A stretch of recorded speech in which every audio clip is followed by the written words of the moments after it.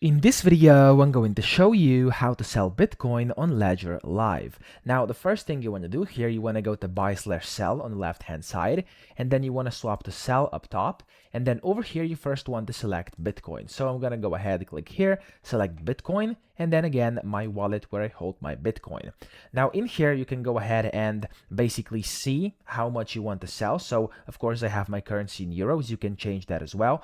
And I'm just going to go ahead and basically select everything I have. So if I just go ahead and try to sell, for example, 0.0001 Bitcoin, as you can see, it's going to still say I don't have enough balance. So let's actually try another 0 over here. And there we go. As you can see, it's going to say that the minimum transaction amount is 0.00 and then whatever, 9. Okay, so what I'm going to do over here, I'm going to actually just change it to a 9.2 over here, as you can see, and I do not have enough balance, but if I would have enough balance, I'd be able to get my quote, and then after that, I'll be able to sell it. Okay, so literally, it's going to be that easy. You can just, I'm going to show you with a different coin I hold. I'm going to do Cardano, for example. There we go.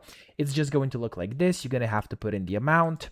Okay, and then when you have enough, you're going to get a quote. Here, you'll be able to see the payment method, so where you get your cash on, and then you can just select the quote you want to use over here on the list. For me, there's only one. Click on that, and then click on sell with, so Transact or whatever it's going to say over here.